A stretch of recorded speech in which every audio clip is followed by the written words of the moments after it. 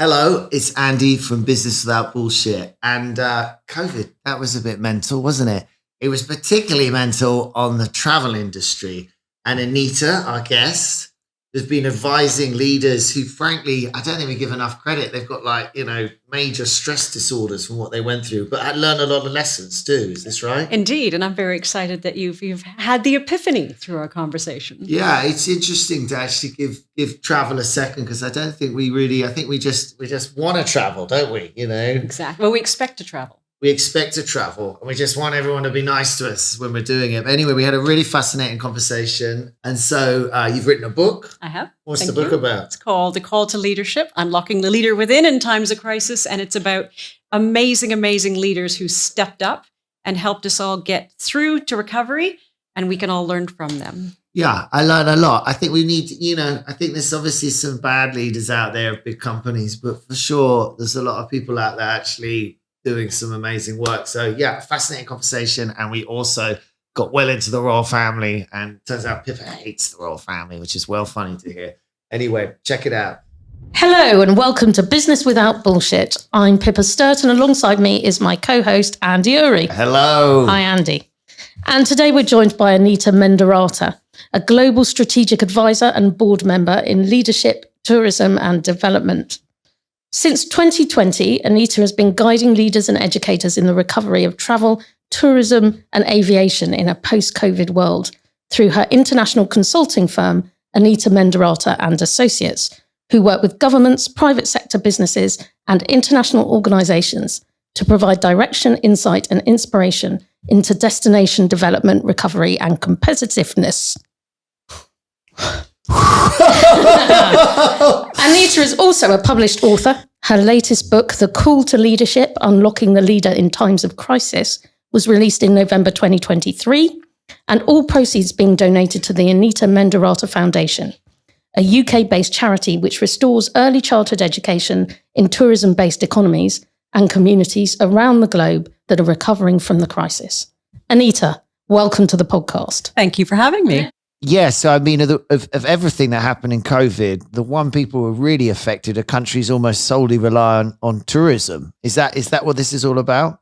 It even goes beyond that, because we are all reliant on tourism, and every country in the world is reliant on travel. So whether it's travel, whether it's trade, everyone, 100% of borders were shut, 16,000 commercial aircraft were grounded, no one was going anywhere. And even when it started to open up, people were terrified. It was PCR tests, all the extra costs, the QR codes, families being stopped, borders being shut, COVID continuing.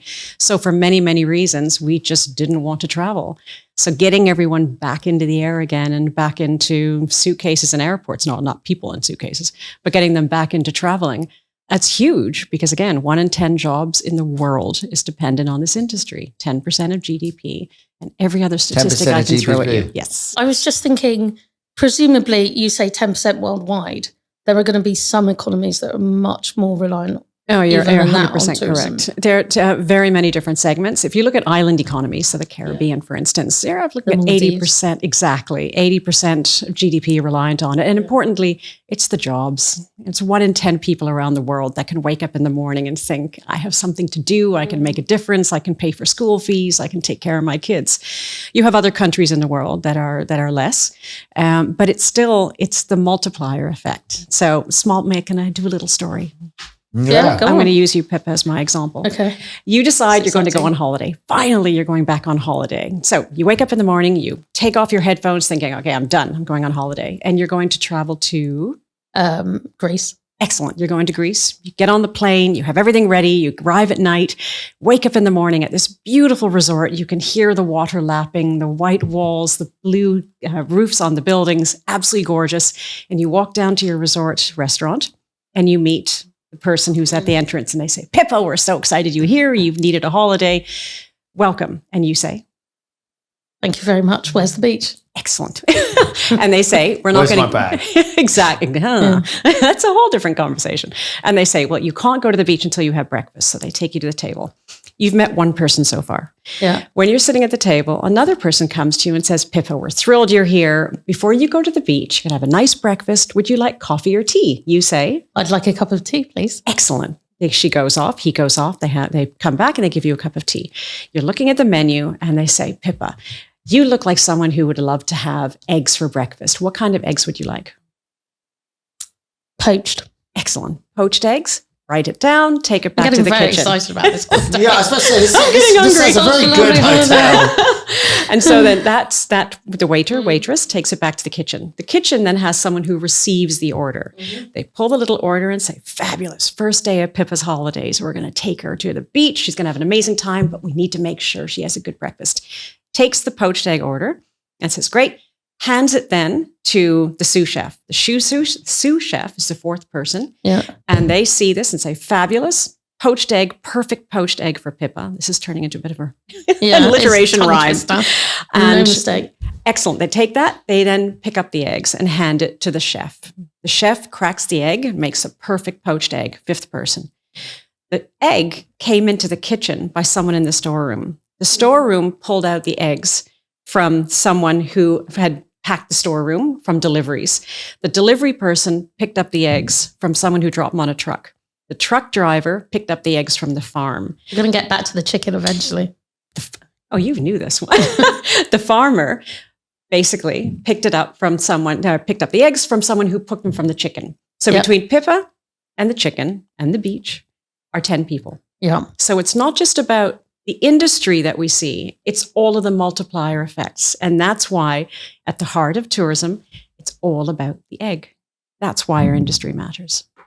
Someone said to me that tourism, an Icelander said it to me because it took off tourism, obviously, in Iceland, that it's a really bad economy, though. It doesn't create value. Is that a fair comment? It's not very good at, because all the hotels are owned by foreign companies, you know, the short-term income, but there's no value creation. There's no intellectual property. Is that a fair comment? It is a fair point of view. Fair point of view. However, and now you've gone into the heart of what I do, it's all about tourism development. It's about how a country, i.e. in Iceland or somewhere else, Maldives, whatever it might be, sees that there's an opportunity for a tourism economy and how they then build it. Because what they need to do is make sure, like unfortunately, Iceland slipped on a slippery slope, which, pardon the pun, in terms of how they managed it and built it up.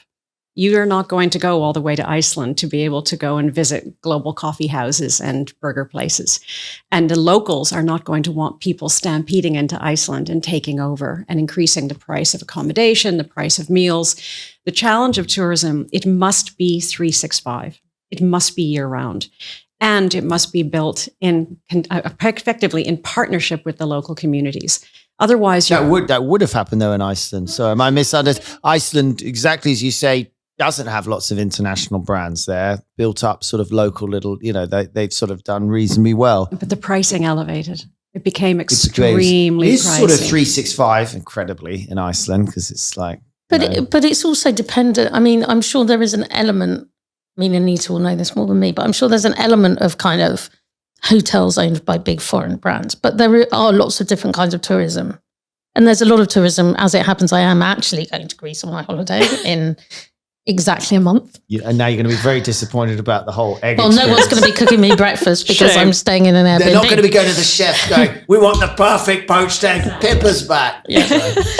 But, you know, like that kind of holiday, you book an Airbnb, you then utilize the local supermarkets, you utilize the local taverna and restaurants. Even the hotel chains. It's local employees, it's local supply chains, local agriculture. So it may, you know, a hotel may be owned by somebody, but the staff are not going to be foreigners, right? No, and I get all that. But I wasn't quite clear. Using Iceland as an example, you think they did it wrong or they slipped on a slippery slope? How? I think they recognized the opportunity.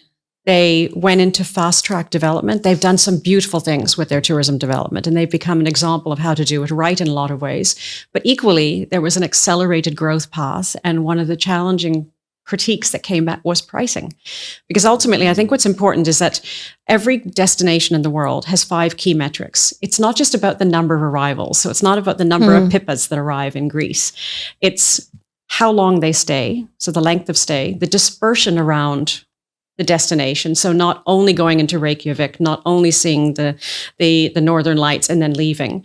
It's about the when they go off season, the ability to again address seasonality. It's repeat visitation. which is absolutely critical. And ultimately, it's yield. It's the number of days plus the amount they spend. So those are the metrics. So any country that looks at it purely from the point of view of we have X number of arrivals, that's not necessarily healthy tourism. When do you have them? Where do they go? And this is where, in many ways, Mother Nature was a tourism practitioner. Importantly, domestic tourism was always the poor cousin. You would stay and travel domestically because it was too expensive to go overseas. With COVID and the borders shutting, the governments recognized not only did we need to reactivate those supply chains, people were going literally mad being locked up. They needed to get out and explore. And with all the issues around borders, by allowing people to travel domestically, that lifted the baseline of the economy of a country. You then add on top of that international travel, and magnificent. You have a much stronger economy because domestic travelers will travel through the year. They will go outside of tier 1 cities. Right. Certainly, though, in the UK, what we discovered about domestic tourism is that tourism in the UK is shit. Interestingly, it is whack mostly. I mean, British really don't have expensive and pretty fucking miserable. We don't. The weather's shit, and the filter is culture. off. Yeah. And we're not good at service culture. Really, we're like, what you want? But I stayed at a hotel just this weekend. I went to a hotel, was it? I can't remember. But yeah, I think it was this weekend. You can't remember what you did at the weekend. I don't know anymore. But yeah, we went to an English hotel. I won't name it. And what I noticed, which was quite interesting, massive hotel. They didn't have nearly enough staff. Actually, it was a very nice hotel in many ways, but it was all British tourists. Actually, the thing that shocked me, everybody staying there was British. They were all coming for weddings or weddings nearby. Oh, I was at a wedding. That's right. Yeah, just remembered. But anyway, I thought that was really weird. I was like, I'm at this 4-star hotel with a spa, and it's a huge old country house. I mean, it must cost a fortune to keep warm. So they've had to cut all the staff. And there's, I mean, we arrived at 9:30. We rang at 8:30. I felt like the Waldorf salad out of 40 Towers. We rang at 8:30, said there will be some food. No, restaurant shuts at 9. Oh, really? On a Friday night, restaurant shuts at 9. I mean, Londoners are like, God, we're out of London, darling. Roughly whereabouts. So, of course, just as that, we went past this McDonald's sign and we were like, right, well, we haven't got any other. This is north, near Norwich, sort of Nottingham, whatever. Norwich anyway, and Nottingham I was are very not near each fascinated other. there were no foreign tourists there. I was But like, we're in interestingly, summer. well, part of it's summer season. The school holidays haven't opened up yet. I think what you've also mentioned a really important point about staffing. Is one of the big challenges there. Firstly, the cost of staff has increased dramatically coming out of COVID. Secondly, we've lost an enormous number. We lost 120 million people in the employment force in tourism internationally. Globally, because either they went back home, they went back to Europe because the world was locking down. It's not just us with Brexit. No, everywhere. Because they've had to find other gigs. The hospitality industry in particular has really good EQ. It is recognized for the service culture, different places in the world, except for clearly where you went. And so banking institutions, insurance companies are bringing those people in. Plus, because of wave after wave after wave of COVID, people who go into hospitality are naturally people who love seeing other people. You can't just furlough them because they get into this depressive state. Oh, I hadn't thought we of it then like bring them back. We then send them home again. We bring them back. And we're a very young industry. So it's these 20, 30-year-olds who've been emotionally starved of not only revenue and hope, but just that excitement. And that's where we get into the whole mental health legacy of COVID. I feel very guilty about dissing Britain now because I stayed at Clifton in January.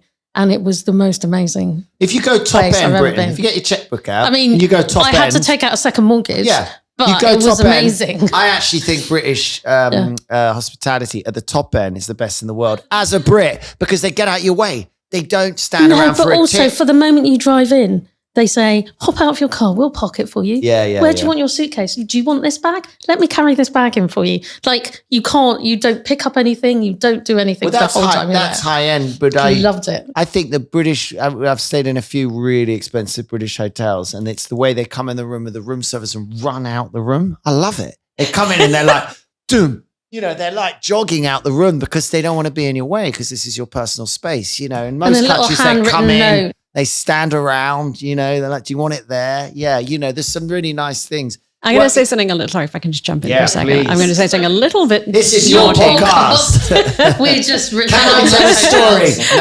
No, we tell the story. You read my CV, we're done.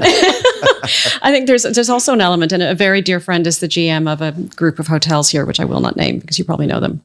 And he was saying that when the world opened up July 1st, that was our first opening in 2020, and domestic tourism was open. People innately, whether you're here, you're in Canada, you're in India, innately, people traveling in their own country are not as kind and respectful as when you cross over and you're traveling in Greece. Oh, wow. When we're a guest in another country, there's a little bit more patience, a little bit more kindness. And he said the biggest problem was that the staff are now coming back. Anyone who's there as a guest has been desperate to go on holiday. So they're impatient, they're aggressive, they're very much, this is my holiday, where is my poached egg? They're now shouting at the staff. And the staff are turning around and basically saying, bugger this. I don't need this. Yeah, so it's two ways. And I think that's where when you find the establishments that are so excited that you're there, because they really are, they suffered during COVID. We had no idea how long this was going to last.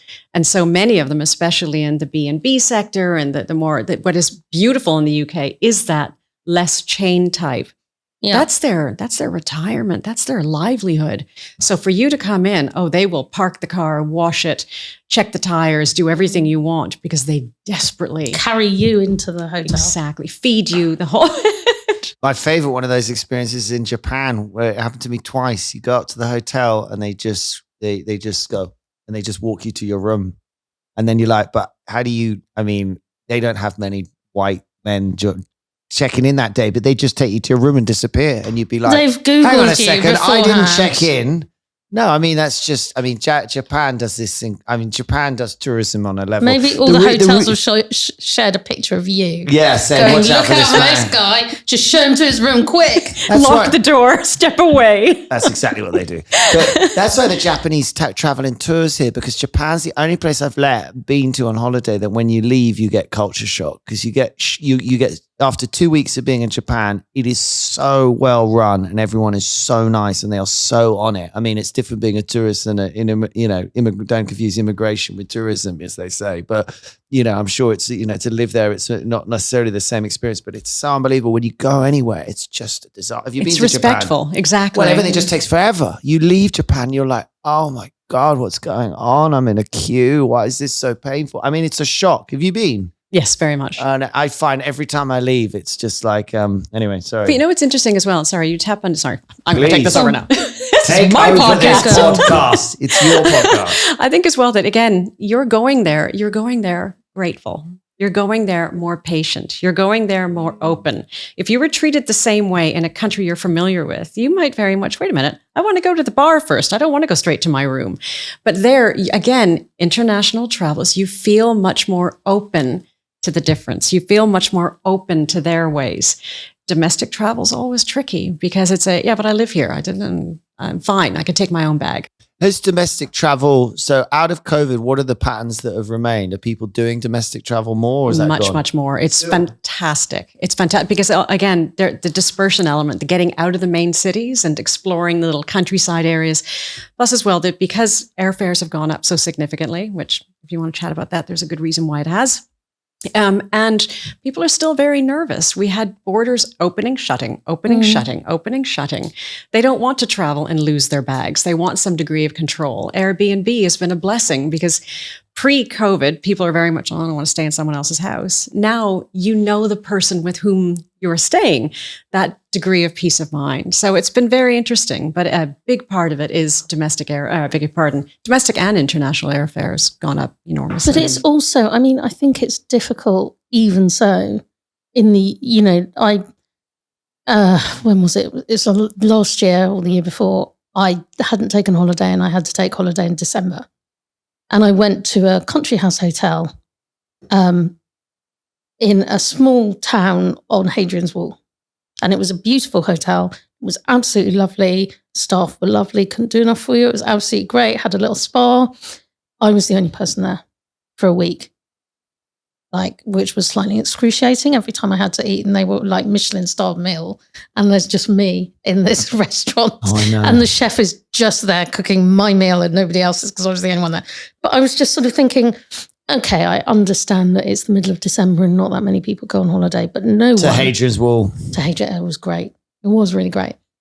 But imagine how the owner of that place feels. Well, it doesn't exist anymore. It closed down last year. That's someone's retirement. Yeah.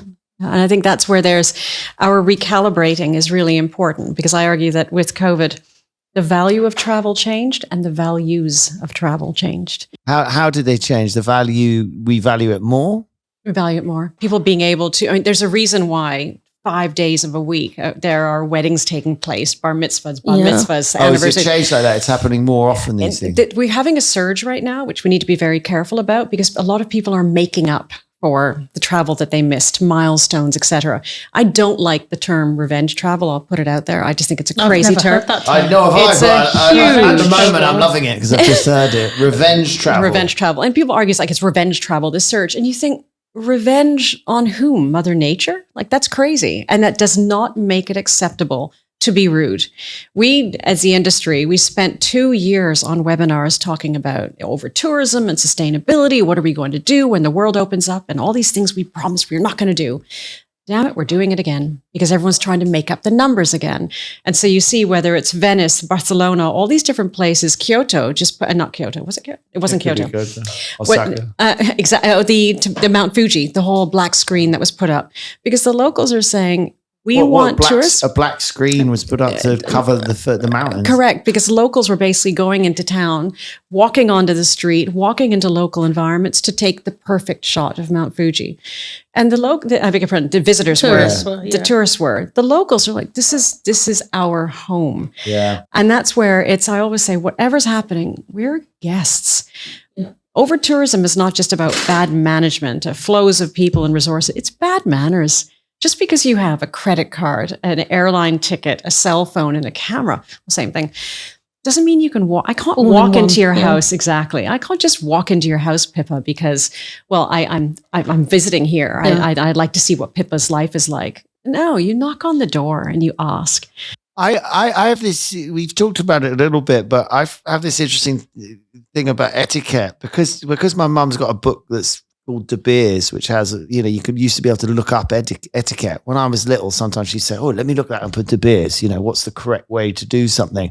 And etiquette's a set of rules to not piss each other off. But it seems like we're not really developing modern etiquette. And a great example is travel, that I find it bizarre the way people take photos all the time. And weirdly, I've got more sympathy for where in the 70s you take a picture because nobody had any pictures and there wasn't the internet. And my dad said, oh God, it was so dull. People would call you around their house and they'd put a little slideshow on and they go, here is us in holiday snaps. Oh, he said it was the worst, But you really wonder now, so often a picture is being taken that it's almost like when you take it, you could look up on Google there's 20,000 photos that most of them are better than mine. Okay, mine doesn't have me in it. Who gives an F? Well, that's the interesting thing. Spontaneous photographs that we used to take, and you'd go to the photo shop and you'd hope to God everyone's eyes were open. Those photographs that are being taken now are about the traveler with some interesting background behind them. And that's when you just think, that's just narcissistic. It is narcissistic. And I think I have to say, I love what you commented about the fact that your mother had the De Beers book. Because I lived 26 years in South Africa and I'm thinking, I love the fact that your mother had a book on the diamonds. That's just... Oh, right. No, it was, I may be saying it wrong, but it was the book of etiquette. It's like 100, back in the day, I joke about on airlines, when it's another travel one, I'm like, we need to have a little, they have this card about safety. There needs to be one saying, you don't put your chair back till the meal's over. It is considered impolite. That's your big issue, Well, it's an easy example. Yeah. There's others on the plane about, how you can and can't behave, I'm just shocked you were traveling in economy. Yeah, well, it may shock you to learn, darling. I've done a lot of traveling in economy. But even the passive aggressive nature of when people do put their arms down or the armrest, it's that. All that shit. Craziness. But why don't, in travel, it's like the etiquette, it has local references, but it is strange to me that, there isn't any sense. It just seems to be carte blanche. If I want to go take a picture, that's my right as a tourist, and it ruins it for everyone. Exactly. And it cannot be tourism for tourist's sake. And that's where a lot of what... And is that what you talked about you were going to change? So you guys had 2 years to have Zooms. Indeed. And what were the real things that you said we've got to change this? The two biggest issues were three. Biggest were issues around sustainability and making sure we deal with the whole carbon emissions and that whole quest for 2050. And that's very much also, it's an airline that they're opening the dominant, the lion's share of ownership.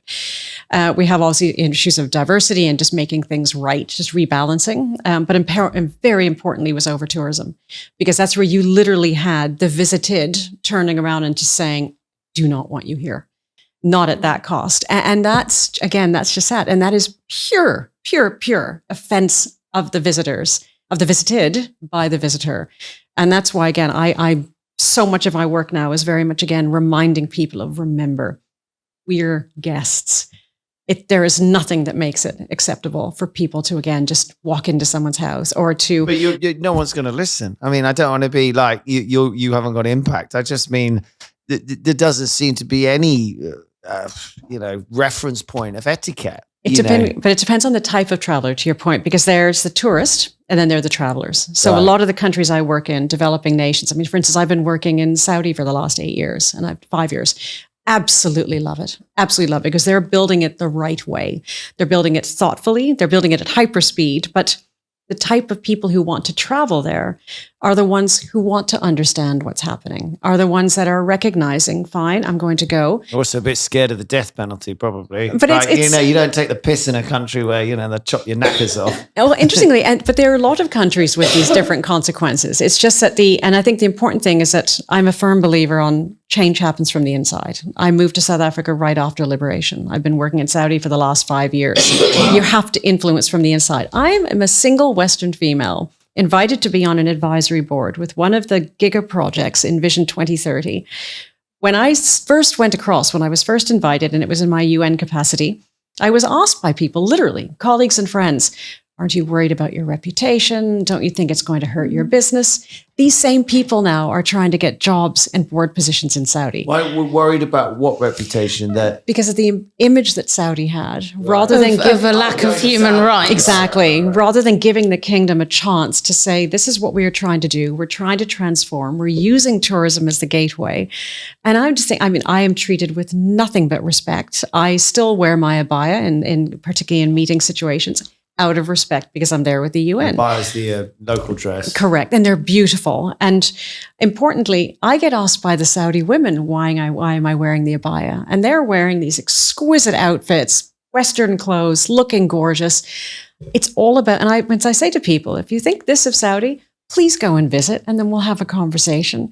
Because any country that is trying to change, I went through it in South Africa, I'm going through it in Saudi, just give them a chance. But before you judge, go and learn more. I'm just curious, are they doing stuff around women's rights? Oh, absolutely. Like absolutely. I mean, literally, if you were to go there, you would not believe how inspiring it is hearing the women talk about what they are doing. And that's where so many young women now are either coming back to Saudi or they're choosing not to leave, whether it's through employment, through just, the general entertainment scene. It is truly remarkable. And so the best people to speak to there are the Saudi women, because they are very much, why are you asking if my life has changed? Look at what I'm doing. Look at what I'm wearing. I mean, one of my favorite people is a gentleman named Fahad Hamiduddin. He's the CEO of Saudi Tourism Authority. Absolutely beautiful man. More than 50% of the people in the organization are women. He's a father of 2 daughters. And his sense of pride in knowing that the country is opening up, the country he loves, for the future of his daughters.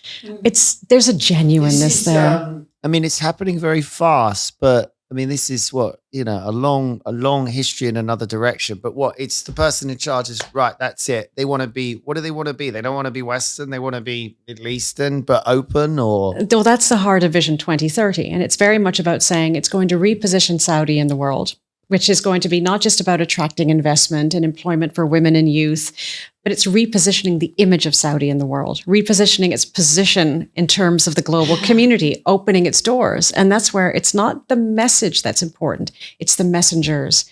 And they know, they just hit last year 100 million visitors to Saudi. That's 100 million people saying, Well, I watched a BBC thing or whatever. They took a Saudi lady here. Now, this is a few years old, and they took her over she grew up in Saudi, and they took her back. And I mean, it was fascinating, but the program abruptly ends because someone heard her talk through a window about how they've allowed women to drive. And apparently they said they'd allow women to drive because of this woman who protests.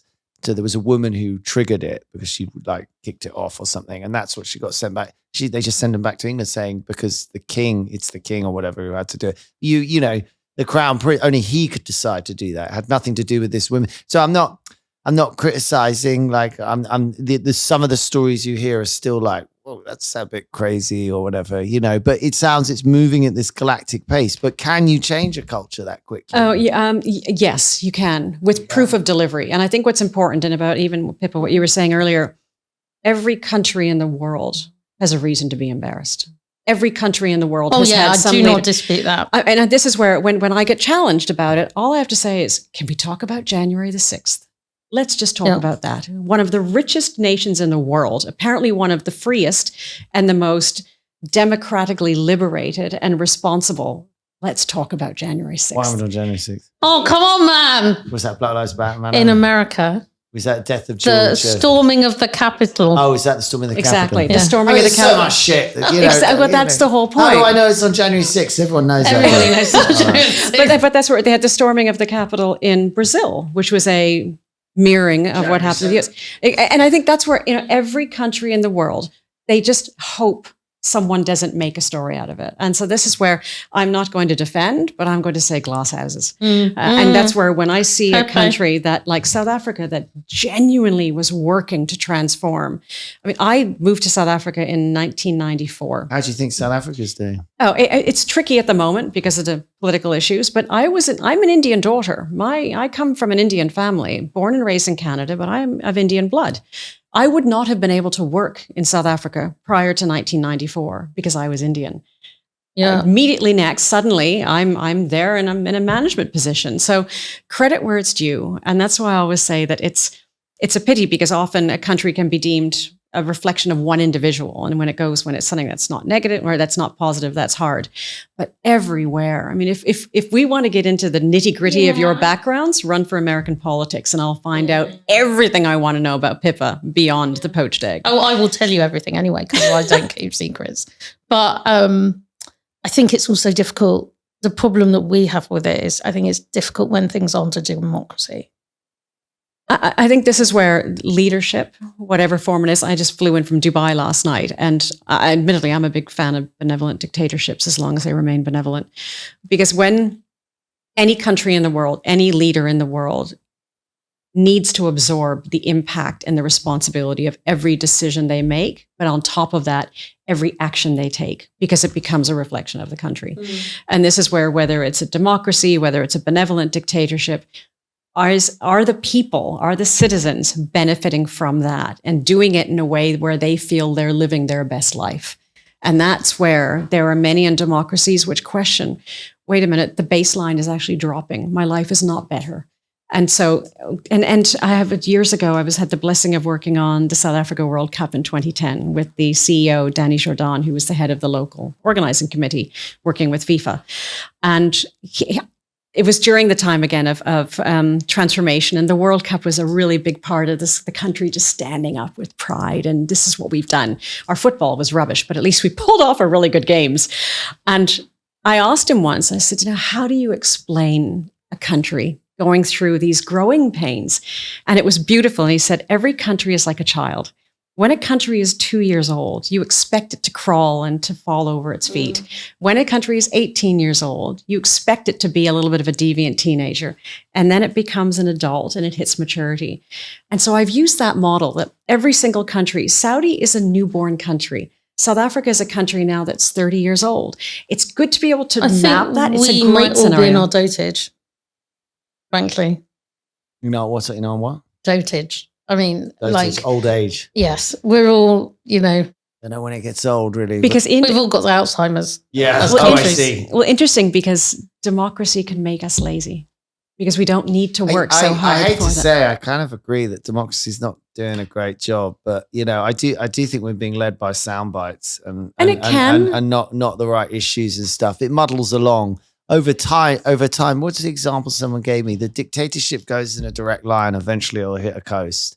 whereas a democracy is like a float with everyone trying to paddle in different directions, but it never just plows. But that's where it into a comes down wall. to leadership. Yeah. And that's where some countries, it is very much about people have the right to make a decision.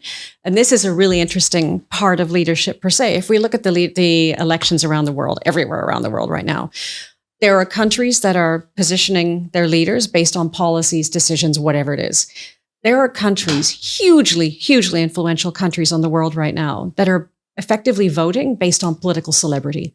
And that's terrifying. Exactly. And that's terrifying. Where those leaders are going to come in, and the policy decisions they're going to make when it comes to sustainable energy, healthcare, when it comes to security, those are massive, and those are going to impact for a generation. Sounds like you don't have much hope for the US. Which benevolent dictatorships do you like? I know Singapore's like the only dictatorship that's become more liberal over time. And I just had lunch with someone yesterday who lives there, and yeah, it's just like things get done, you know. Indeed. And it has its own challenges. Are there other ones that you like? Is Saudi's a benevolent dictatorship? Saudi's a benevolent dictatorship. The UAE is a benevolent dictatorship. Many of these kingdoms. And I think that's where what's important is the leader, is the member. But the son can be an arsehole, or the daughter. Absolutely. However, it's never one individual that's leading it. So the interesting thing, Lee Kuan Yew, who is the father of Singapore, there was a great interview done with him. I think it was by Fareed Zakaria many years ago when he was alive. And the question was, why are you not a dictatorship? And he said, show me a dictatorship that is going to give the same quality of life as we've created for our people, and I will agree with you. But it's how do we maintain the standard? He was a brilliant guy. Oh, it was incredible. I think one of the best stories of him was saying, when they asked, what was the best decision you made in creating Singapore? And he said, making English the first language. And you think, wow, because suddenly— Get my little flag out. because it allowed Singapore to engage with the rest of the world. Do I have hope for democracy? Absolutely. But that means I have to have confidence, not just in the leaders, but in the people voting. Yeah. That's the hard part. And right now, we went through it in South Africa. So much apathy, knowing it was going to be probably a coalition government. I'm all right with the people, but the people will believe what they're fed. And everyone's just being fed shit. And everyone's really angry. And everyone's just like voting over issues they don't understand. And chaos is ensuing. And narcissists are coming to power. And, you know, I mean, it is really lost, the system at the moment. But until we unplug the media aspect or change that, I think we're stuffed. You could blame the people. The people are just reacting to what they're told. But it also depends on how, to your point about the media, the headlines that are captured. So I was in UAE on business. I caught the headlines of the debate here, the Prime Minister's debates. But what's interesting, what were the headlines? None of them were about the subject matters. It was all about the two individuals sparring. And I thought, we're missing the point. Anyone going into a leadership position is going to go through a character assassination. Sure that's necessarily true. Well, certainly the headlines in the UK, almost every single one of them, bar one, were about the £2,000 claim. But that's the whole thing. Which is a policy thing in theory. I mean, it's bollocks, but it's a soundbite. Yeah, and I think that goes soundbite. To your point. Nonsense. Media per se is becoming soundbites because sadly, we humans don't read anymore. If it's not an infographic or a photograph, we don't absorb the information. Well, you have a soundbite, then someone makes a comment saying, "Oh, I really strongly agree with it, disagree with this 30 seconds that was supposed to make me listen to 4 hours," you know, and then everyone piles in the.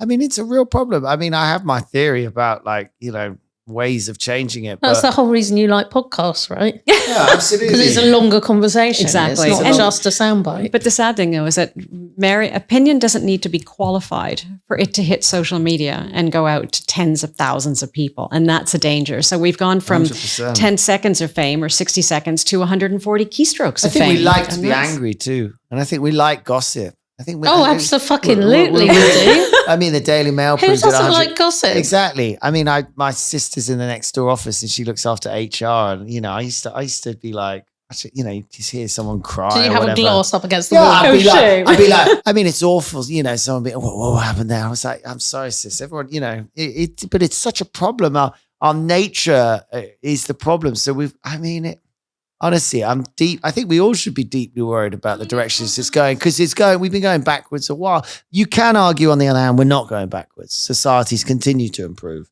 there's more equality for women. There's, take Britain in all its messed up ways. We're muddling forward slowly. I am a strong believer in, does any of us really want to live 130 years ago? I mean, whether you pick medicine or technology or this or women's rights, it's all massively improved. And quite honestly, we have the freedom to have this conversation. Yeah. And I think that's where. Do you in Saudi? That's an interesting question for me. How freely can you talk in Saudi? Very. As long as it's, again, qualified opinion. And that's where there's a huge amount, because going in, making complaints, going after a character assassination, that's going to be trouble anywhere in the world, quite honestly. My big concern is that if we look at certain countries in the world, the vocabularies have been given permission to drop. And that's where, if you look at the ways people talking to one another, the lack of respect, it becomes, again, sound bites that carry, but that are they're just bitchy. And it's not helping anything going forward. And this is where, in my space, it's always a matter of, for anyone taking a position, whether it's in politics, whatever, for whatever impression you make, what is going to be the action taken? And someone having a temper tantrum, someone cursing, someone making some rude comment, that might get a few gazillion likes, but what does that mean going forward? And what example is that setting? I understand that, but I also think unfortunately, you've got to let people have to be allowed to do that. If it's a qualified opinion, that's what I'm saying. What is qualified opinion, though? I mean, I'm qualified to give you a tax opinion. Qualified opinion? Sorry, you've asked a question. Please. When was the last time you were in Saudi? I've never been to Saudi. I've been to UAE. So you're making. Actually, I have been in Saudi in an airport waiting to transfer, but that's it. Well, you've had an appetizer of it then. Yeah.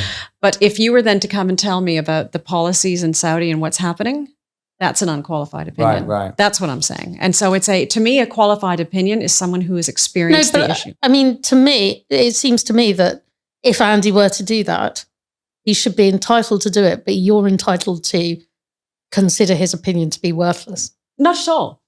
I think actually in the example, I agree with Anita. If you haven't tried it, don't knock it. I do believe that. I think Israel's a terribly complicated question for people, but most of the people who are really anti-Israel, I bet have never been to Israel. And that sounds disconnected. They say, well, why do I need to be? I only need to read the news. I'm like, I don't know. If you're really going to hate on a country like that, or you've got a real problem with it, having no understanding of the culture, not being there, I don't know how much you should be able to criticize. And also, what is the lens of the news that you're reading? Yeah, as it's well? Look, I'm not taking sides on that, but just as much as sort of knocking Palestine or knocking any, can I knock Saudi? Well, no, not until I go there. I mean, I still have so many questions. Like I haven't, I think that's, so let's just try and break these into components. My main question is, what is an executive in residence? Oh, goodness me. That is basically saying that executive in residence. I go to the university, I can find an office, they lock me up and I'm stuck there. So no, an executive in residence is basically, it's a huge honor of a title where they give professionals a position of being an executive in residence. So I'm not a professor, I'm not staff, but I'm brought in to lecture to the students. I'm brought in to mentor. Businesswoman in residence. Pretty much, because and to your point, because so many of these business schools now want people with the real life experience and real life right now. So the lecturing I was doing at the University of Surrey, it's a School of Tourism and Hospitality Management, or the other way around. It was during COVID especially, because they have all these students, including international students, who are now locked up at the university. And their entire future in their eyes is being grounded and dissolved. So for me to be able to go back in and keep them focused on, this is why our industry matters. This is why what you are going to commit to is so important. You could feel their back straighten and just say, yeah, I am going to keep going. I'm going to keep holding on.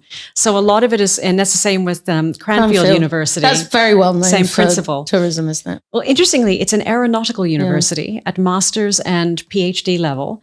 And I go in there and talk about tourism and aviation because there are these brilliant minds creating these incredible aircraft, but they don't have the context of how important those aircraft are for the rest of the world in travel and trade. So again, it's just making people feel excited about, yeah, this is what I'm doing and it does matter. And where does this come from? Just start me at the beginning in a second. Why are you so passionate about tourism or travel? Where does that come from? I've been traveling since I was in diapers. I was born in Canada. My family's back in India, where Your mum's Indian. Your dad, both are. They both are. Yes, my parents moved. We moved to Canada with Expo. My father's an architect, and so I was an Expo baby. I was born in Canada after that, and we were every year you'd go for the family pilgrimage to take the kids home and the whole bit. And so I was always traveling, and I think my wiring was just used to understanding differences. That's just a different way of, that the smells are different, the sights are different, the food is different. And then, so that was a big influence. And then secondly, I grew up in a Rotary family. My father's a Rotarian, and that opens up the world in a whole different way again. So it's professionals who know that they have a fundamental responsibility to serve by using their professions to help other people around the world. So that cocktail I did on my undergrad in Canada, worked at IBM, and then went on holiday to Malawi, sixth poorest country in the world. My father was working there. And what did your father do? He was starting a school of architecture in Wow. Malawi. And this is during President Banda's regime. So they were under a strict dictatorship, and the Brits would know that country well. And so I was there when the IMF basically stepped in and said, you either change to democracy or you lose all of your funding. A year before that, South Africa had just been liberated. So I was right at the heart of that political change and transformation. Did you know the IMF would give people ultimatums? Ultimatums like Absolutely. And they work. And so I was part of that change, and it becomes addictive when you can see how you can help a country through it, a country that's being judged, that's being pushed, it's again, whether it was Malawi or South Africa or Saudi, it's always the world is looking to judge. Don't give them reasons to. And so I've been working at an infrastructural level, at an economic and social infrastructural level. The world to is just looking help to judge. Don't give them reasons to. Indeed. And so that's why I always say, like with Saudi. What, to a country, to advise them. Yeah. Correct. And I love it. And it's all, my work is behind the velvet curtain. So if you ask people, they see me in the industry, but ask them what I do, no idea. They're not supposed to. Because my role is very much advising those leaders, and those leaders don't want people to know that they have an SOS line that they can call. And that's why during COVID, I've never worked harder in my life, because whether it's ministers of tourism, CEOs, whatever, they were watching their countries fall apart and their staff terrified. How do you respond? Who do you turn to? They don't know. Their parents are dying of COVID. They're getting COVID. So that was where the book idea came in. Because I watched, and I'm sure you're both the same, I watched leaders around me, whether they were CEOs of airports, hotel groups, aviation, whatever it might have been, step up. They put on these little invisible superhero capes, and they just were tireless in helping their staff, the industry, whatever. And I saw leaders step out. And I thought, there's a reason these leaders stepped out, admittedly. I wanted to know why. What was it that called them to fearlessly lead? And it wasn't because it was their moment. It was just the moment. They had to do something. And so that's when, and I two reasons. I wanted to say thank you to them and let people recognize, as they were under the radar, this is what these leaders did for you. I mean, it was amazing. Paul Griffiths is one of my favorite. He's the CEO of Dubai Airport. 120 million passengers go through there a year. In the month of May of 2020, they had as many people going through the airport in the entire month as they used to have in 4 hours. And it was just, remarkable. They didn't let any employees go. And importantly, when the world locked down, 6.5 million people were displaced. Business travelers were traveling. People were on tours. You were in Greece having your egg, and suddenly the flights are all canceled. That sounds fantastic. I'm very much hoping for that this year. But something kept them going, for 2 years. And that's why it was a lot of fun writing the book, because I reached out to them and I said, I watched you. I watched how you led. I watched how you were tireless, and I want to know why. And interestingly, you had to know the people directly, because I was going to hit their soft underbelly. And someone like a Paul, he would have had for 2 years. He did hundreds of interviews. How's everything going with Emirates? What's happening with the airport? How's this? How's that? No one stopped and actually said, Paul, how are you? Yeah. And I had an 80% yes rate to my outreach. You're lucky if you get 50% with these C-suite leaders. 80% of the leaders wanted to talk because no one had asked them. And it was beautiful. Absolutely, absolutely beautiful. And again, that's where it was. And that's what the book's about. Basically, arguably one of the most stressed industries during this time of crisis. I mean, I assume that Dubai airport had funding from the UAE and they said, well, here's the money. So the stress isn't the money, is it? It's not the money. And that's what was important thing. What was it that motivated people to do that? Yeah. And that's where it was great. And many of these leaders hadn't actually thought it through. And so it was quite sweet to have that moment of epiphany, because they were in the book, it's political leaders, media, academia, airlines, hotels, airports. So it's not just about travel and tourism. And quite honestly, it's not about COVID. If someone's going through a divorce, how do you find the eye of the storm? If someone gets a diagnosis that they've been terrified of, how do you work it through? How do you control the fear to find a way to make it through? And it's been remarkable. And I think importantly as well, the world has been very rapid to fast forward and kind of forget about what happened. There's a lot of healing that needs to happen still, because so many people were left alone. I don't think there's much sympathy for the travel industry. When I think about it as an industry, my emotion to it is a bit detached. You're not talking about nurses here. You're not talking about something or poor them or poor them. I think there's actually, I mean, we might be vaguely sympathetic to the restaurants that were working locally and stuff, but maybe it's because they're young. I don't know. Do you feel the same way? I don't feel like, oh, the poor travel industry. But you know what's interesting? Which is weird, really. Indeed. Why don't I, do you feel the same as I? Just I don't know. I'm not sure I've really ever thought about it. Exactly. And because we as an industry don't tell the story. It's only when suddenly someone finds out that their parent is terminally ill from COVID and you can't get to them. Yeah. You can't have the wedding. That's when suddenly the link between travel the whole and like mental not health. being at the wedding. And, exactly. But traveling is a luxury. I think part it's of it a necessity. Well, that's the whole thing. Yeah, tourism is it a necessity or tourism's a luxury. Travel's a necessity. It's a difference. I think I have seen the edge of it in that before COVID, I had a number of clients who were restaurants, and now I don't have them anymore because they all went bust. Yes. And it was there were some freaking amazing ones that were really great, but they couldn't survive the extended period without any indication of when it was going to be over. Can you imagine how they felt when you heard a second lockdown is coming, a third lockdown I know is how coming. they felt because they told me, and it Tier was just 5 awful. lockdown. I remember because I wrote a little song that day. It's very sad. Anyway, but yeah, I mean. But I think you make an important point. I just wanted before we move on. I think what's also important is that tourism is aviation, hospitality, cruise industry, attractions, mega events. It's the whole ecosystem. And I think that's where we as an industry need to be very clear of the business case. So tourism it's non-essential for the visitor, but it is essential for that visited. Yeah. And that's where I think it's really important. That's why I say the value and the values have changed. I think, the bit you're hitting on, I think is really interesting in terms of like our relationship with tourism. Like all those interviews that happen with these people, all people wanted to know is when can I go on my holiday again? It's very about me. And that's when they're shouting at the hotel staff who are again saying, I'm not doing this. And some countries need it more than other. I mean, absolutely. This country has changed. Why did the food get good? I mean, I think we started traveling. I think that must have been a huge part of it. I mean, you do domestic travel. Well, it was the same back then. I'm pretty sure it was probably a bit better. But, the fact that you can pay £30 and fly to somewhere hot and warm where everyone's friendly and the food's amazing. It's like, I don't think, is it a necessity here? Yeah, I think for our mental health in this country, I don't know what happens so much when you live in the south of Spain. What's tourism? Well, that's where again that over tourism issue is. But it's funny as well because just a little aside. I live right beside Buckingham Palace. I'm very blessed to be in Victoria, but I live I live across from the Royal Mews. So I get the clip clops. I love the horses, and so I get the clip clop. Literally, be working at my laptop and I hear this little clip clop, and it's just beautiful.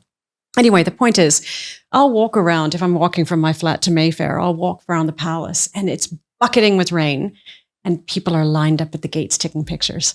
And that's where what you might find is annoying, they find charming. Yeah. And it's what we see. To your point, the Japanese might not enjoy the rigor of the Japanese culture, but you loved it. So it's people coming here. But London struggled to recover. London struggled to recover. It has I understand. Indeed. And really most people go to London, then they go to Edinburgh and then they're off. I mean, that's the thing. There are some things that we can't solve, like the seasonality of tourism in the UK, because let's face it, 11 out of the 12 months is miserable, right? And so people, yes, I was the only person in a hotel on Hadrian's Wall, because it was the middle of winter and it was minus something. And it's not Vegas. It's not that interesting. It was really interesting. If you're British, actually. I mean. And find a good fireplace and a really nice bottle. And that's that. It's like the Cape Winelands when I lived in South Africa. And it was like, the winelands are beautiful in summer. It's like, no. Do the same wine route with and follow the fireplace. Up there, Franschhoek and Stellenbosch. It's beautiful. Winter is glorious. And I think what's important is that, firstly, no one comes on holiday to the UK for sunshine. No. I'd say when you get a good day, that's glorious. And interestingly, our industry has been blessed with recovery for three main reasons: the Jubilee, Her Majesty's passing, and the coronation. Really, and again, I live in that centre, and my building, it's showing beautiful. how important the royal family is for tourism. Yeah. If you did the evaluation, I remember there was a number when Princess Catherine, when the Princess of Wales, when she first had her first child, the little one, it was amazing. They literally did a calculation on how much money was spent on champagne, how much money was spent on merchandising. If you were to take the royal family away, from an economic engine point of view, I mean, where I am, again, it's right in the heart of it. And so I was blessed to be able to go on the rooftop and I could literally, on the day of the funeral, the city was silent. And what was amazing is because we'd all left. But no, because everything was shut and all the streets were empty and all blocked off. And what was amazing was that I was on the rooftop and the woman, the concierge at my building went up as well. And we're just watching and it was dead silent. And she looked at me and she said, "It's like COVID again."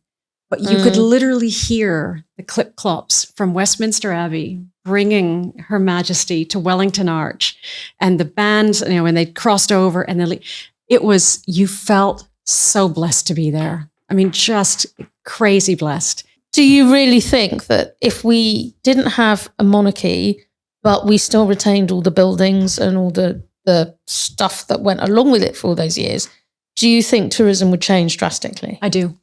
I do. I do. Increasingly, people need faces. People need accountability. They need myths. Exactly. And there's if we look at what's happening in other places in the world, whatever the monarchy is, it's gentle, it's charming, it's civilized. There's a decency that, why was it that when Prince William proposed, suddenly America just went crazy with interest in the royal family? Well, I was in Canada at a girlfriend's wedding, and that was the time when the engagement ring had been passed on. And I remember going to this friend's wedding, and I'd see all these. This was an Indian wedding, and I see all these young gals there. They're wearing the sapphire and diamond ring, and I thought, boy, if that's not an early warning system to a man that okay, you're about to marry a princess. But so many girls wanted to be that, the impact it's had on the fashion industry, the craze when she would wear something, the Kate effect. When I was young, I didn't get the royal family, but as I've got older, it's a really important tourism, but it's just, we need this sort of myth of sensibility of what it is to be British. And Her Majesty. Some sort of greaterness, and yeah, I mean, you're not keen. You get rid of it. You're Sorry, not keen? Yeah, no, I'm really not keen. But do you not see it? It's one of the only vaguely positive things. People and that's not very particularly reductive. Nice people. Well, that's your opinion. You haven't met them. I have. Yeah, but I used to work in Windsor Castle. I've met them all. Okay. Well, I mean, do you really know them? I mean, no, I don't know them, but they didn't necessarily behave in a decent way to their staff. I think you have a real, you don't like, that sort of posh stuff pisses you off. No, what pisses me off is the civil list. The civil list is the people who used to get knighthoods or something. No, the civil list is the people that are paid for by the state.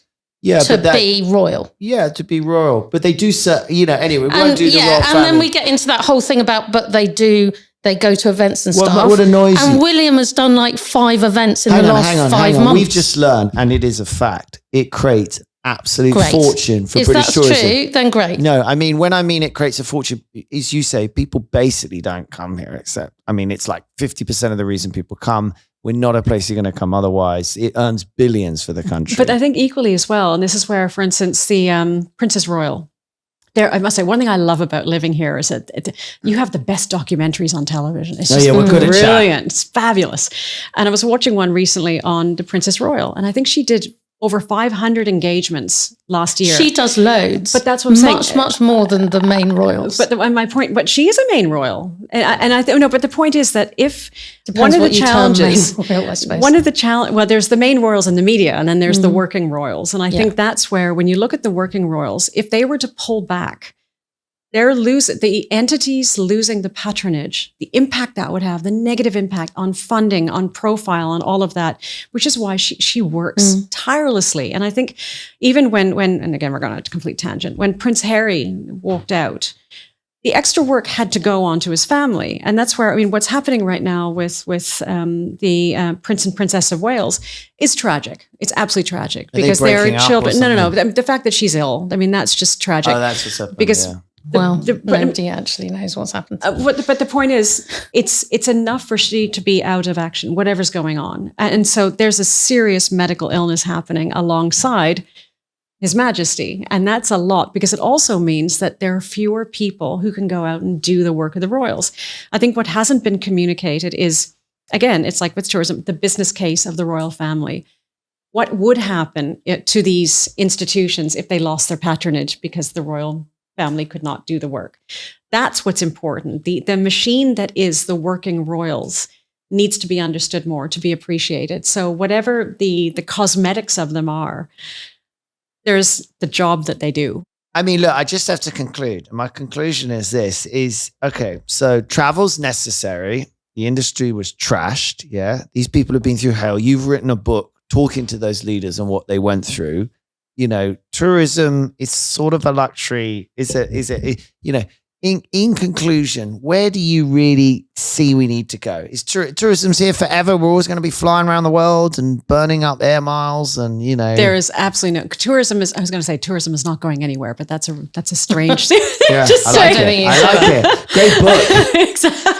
It is going to be a fundamental part of our life. Yeah, exactly. Yeah. It's going to remain a fundamental part of our lives, because quite honestly, we are a very... Is it not going to trash the world, though? Is it not like bad for environment? No, people are going to trash the world, not tourism. Tourism is an industry.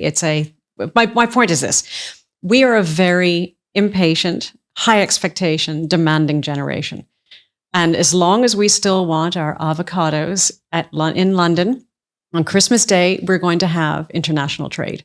As long as we still want to be there or to go on holiday or to do what we want, we're going to have tourism. It does a lot of good. And that's why I keep shifting the lens, not to the tourist, but the people in the places where the tourists are going. The impact you're going to have on that Airbnb owner in Greece, you've made a difference. They have the peace of mind of knowing, fabulous, someone responsible is going to stay in our house, make her poached eggs herself.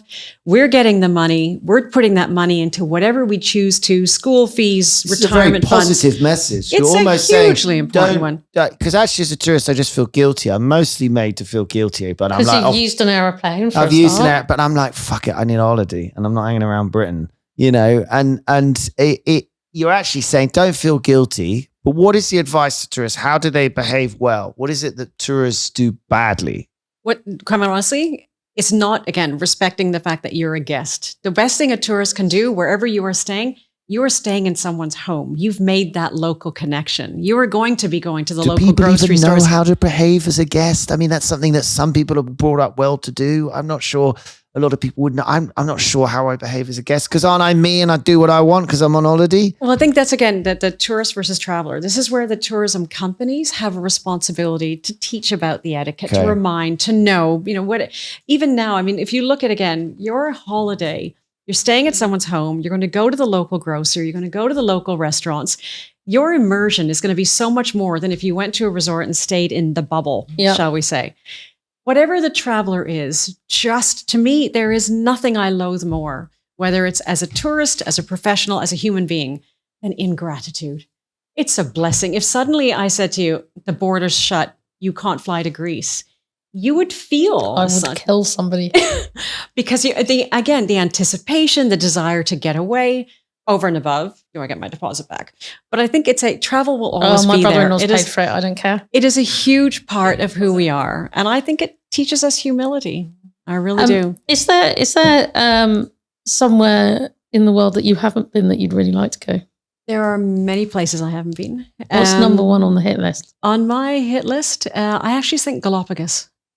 I love wildlife holidays. Exactly.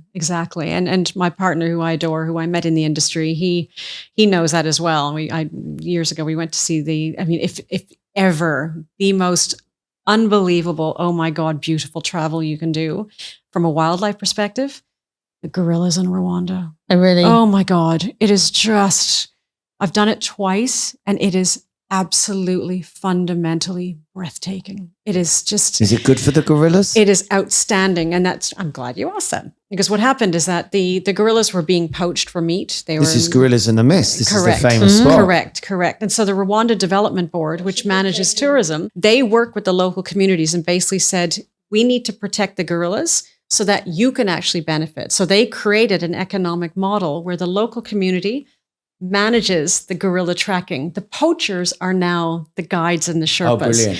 And equally as well, they recognize that this demand was huge. People wanted to see them. You're paying $1,000 for a permit that allows you to go in once to track. And when you meet the gorillas, you get no more than an hour to make it to keep it clean. But if they saw the demand was increasing and they thought, brilliant, how do we make more money? You can increase the number of travelers, but you're going to scare the gorillas away to Uganda. Instead, they increase the price of the fees and people are still coming. And it's just to be, twice I've been charged, and to see this mass coming at you, 180, 200 Well, you kgs. hang out with it. You sit there for an hour. I mean, it was amazing. The last time I went, I had this little Chairman Mao hat on, and this little gorilla, which is the size of a 2-year-old. I mean, he was just looking at me, and I was lying on my stomach because they make it very clear: do not make eye contact. You have to get charged by the silverback before they let you in. He charged you. Just to show assert the power, and then it's like, great, now you can come see the family, But he stops just before you, does yes. he? And they just say, relax. It'll be fine. Do not run. Whatever you do not run. Look down, do not run. And so I'd gone through the training twice. And so I'm on my stomach and I have my arms up and I'm looking, and this little gorilla is just kind of bobbing in front of me. And the silverback got fed up at the baby gorilla. So the tracker was communicating with the gorilla in this little gorilla talk. And then suddenly, whoosh, ow. Suddenly, whoosh, the gorilla comes at us. I went face down into the mud. My heart is pounding. The gorilla, I could feel him against my right arm. And he just brushed again to frighten the baby. Had he walked on me, I would have broken my back. There's no question. I would have been smiling because my heart was pounding. And the gorilla, the silverback, walked off with the babies. And I asked the trekker on the way down, did you know that was going to happen? And he said, I knew he was going to charge, but I thought he was going to charge me, i.e. the tracker. He didn't know he was going to charge my way. One of the gals in our group, because the groups are only 8 people, tried to bolt, and the tracker just grabbed her because her instinctive response was to run. And if you run, he'll run after you. Oh, and 100%. Kill you. But it was just one of the most beautiful experiences. Oh my God. Sorry, it's one of those, you just feel so alive.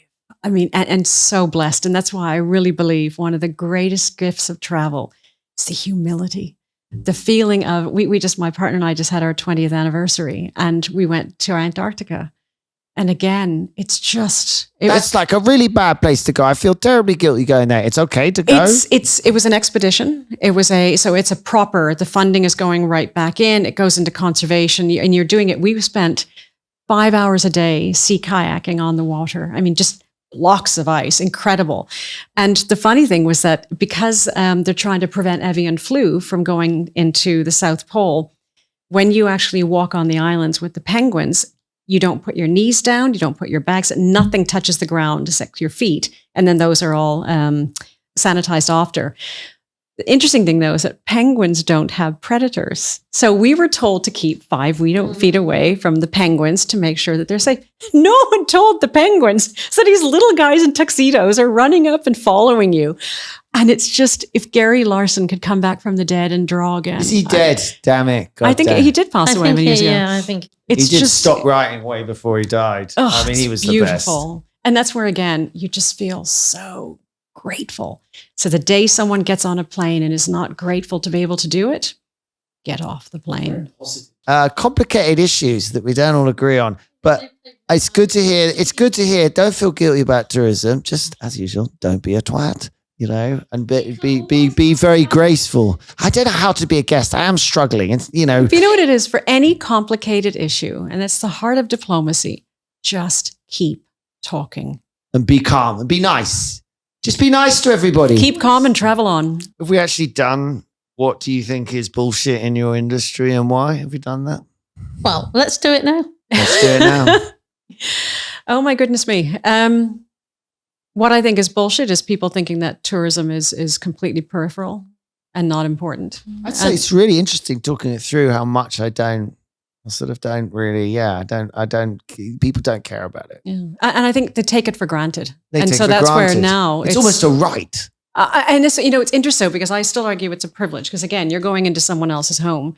But I do think it's absolutely bullshit. However, I think it's our business to make that case. We haven't done that. And that's why I do what I do. That's what I thought was so amazing about after COVID, because we all, all these things that before COVID, we'd all got so used to that we considered it a right and not that special.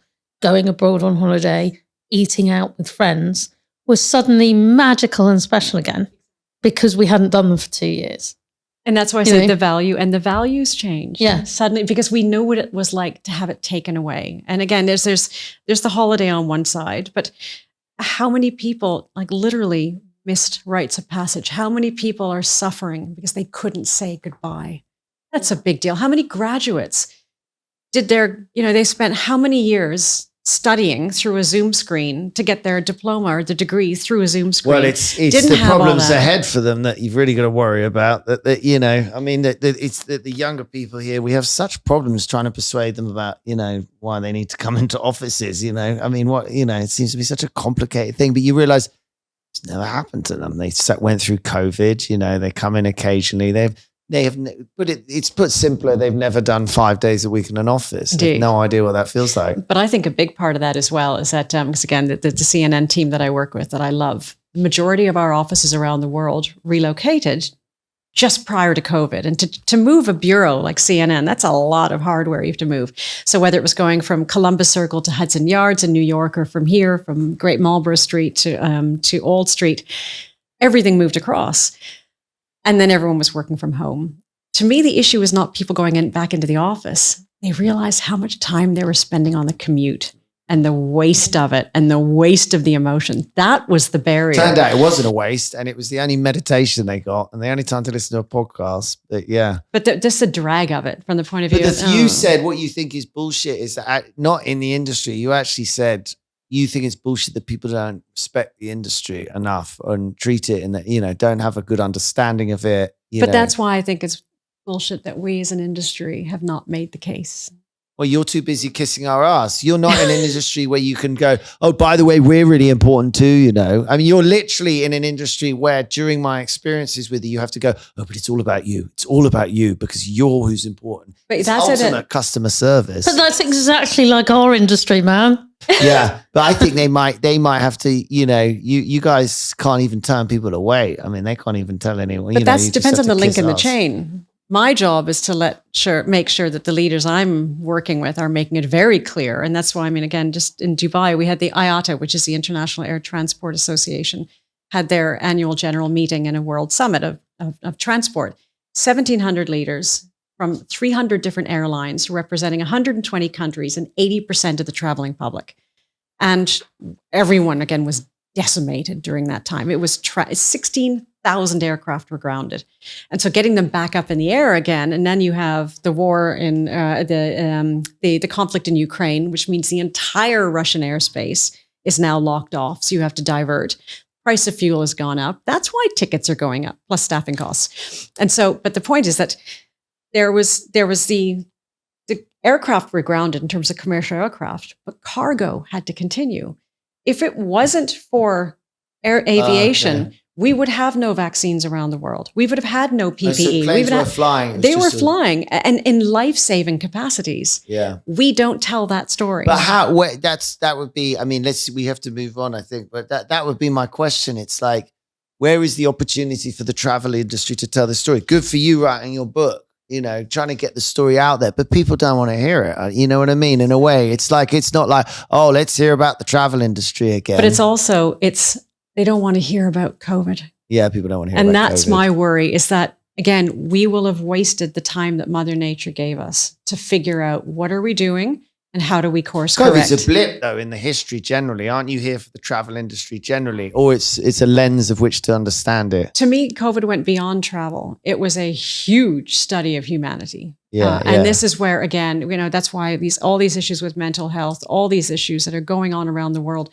what's terrifying is that people are so quickly fast forwarding. We're going back into muscle memory. Those things will echo. I mean, look what the Second World War did to us. I mean, COVID, I don't think, it's not miles off that level of the impact I have to society. But you realize, I was talking to someone who's got terrible problems with their parents, and he was saying he was just explaining it in this men's group I'm in, that his grandfather was in the Second World War and had this awful time and never talked after the war and became violent, and he was violent to his dad, and now his dad's been violent to him, and the way it echoes and echoes and echoes. So the COVID echoes are here forever. Exactly. But what's sad though is that, and again, I think it's Mother Nature, I keep putting it onto her, we were all grounded, and it was the one thing that for a period of time, everyone in the world was working together for everyone in the world, whether it was the trying to stop it, flattening the curve, identifying the vaccine. And there was a great comment made by Antonio Guterres, who's the Secretary General of the UN. And he made a comment saying that if the world applied the same unity of thought and brilliance and urgency that they did to COVID and the vaccine to the climate crisis, we'll be dealing with this, but we're not. And the sad thing is that unity that Mother Nature created and that smack at the side of the head, we're tearing each other apart again. And she's going to do it again in some form. There will be another, okay, you didn't learn that time? Let's have a chat. And that's why the book was written, to say, let's not waste the learnings of how to get through trauma, whether it's personal, business, government, global. Yeah. Welcome to the Quickfire round. This is where we're going to ask you a list of questions to get to know you a little better. And you don't already, goodness me. And you have to answer them as quickly as possible. Antonio, cue the music. What was your first job? Goodness, I worked at a fish and chip restaurant in Ancaster, tiny little town in Canada, and loved it. Well done. I'm liking the British flag. Do you have the same sort of fish and chip kind of attachment? Oh, she was this beautiful woman from Lancashire, and she brought her fish and chips across, and so I grew up with. I think I might have fish and chips tonight. I really like good fish and chips. Aren't they the best? Not in a restaurant or a pub. I always find this a bit weird on the plate. You've got to go to a fish and chippy. But only if the chips are chunky. Chips. Oh, I mean, what the fuck? We're in London here, man. And take them home in paper, ideally. So if someone served, we did them in newspaper. We wrapped them in newspaper. Chunky chips in a fish and chip. Anyway. What was your worst job? Lord, I worked for the typesetter. Turns out it was actually a company that was laundering money, but it was a typesetter that did annual reports and corporate reports and did not pay me for months and months. I was a university student. Wow. And I learned very rapidly to trust your instinct when you sniff something's wrong. That's good advice. It's hard. It's easier and easier to hear it as you get older, but... And to sniff it. Yeah, just if it doesn't feel right, you don't underestimate because you think, I'm being arrogant. What do I know? But you're probably right. Favorite subject at school? Art. Nice. I loved art. What's your special skill? Smiling. Being happy. Showing off orthodontics. No. Seem to be smashing that out of the park. I feel a bit miserable, don't Shame. you? No, it's great. It's a really nice attribute. Oh, I'm not going to have to answer that question. No, you are going to have to. Yeah. Going to have to hold you to an answer. Yeah. I think enabling leaders to feel human. I think that to me, I get great joy when I see the filter drop. I love it.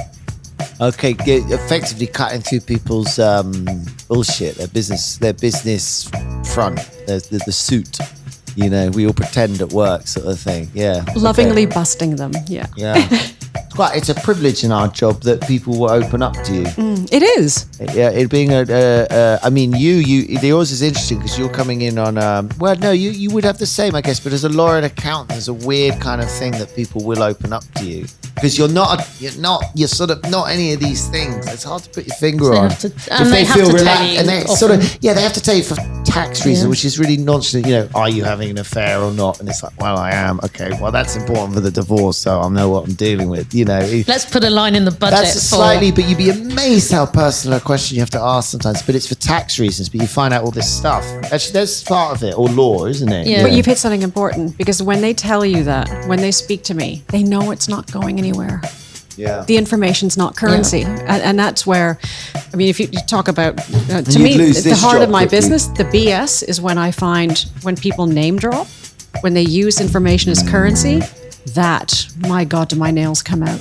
Because I am so protective of my clients, and they know how thick my firewalls are.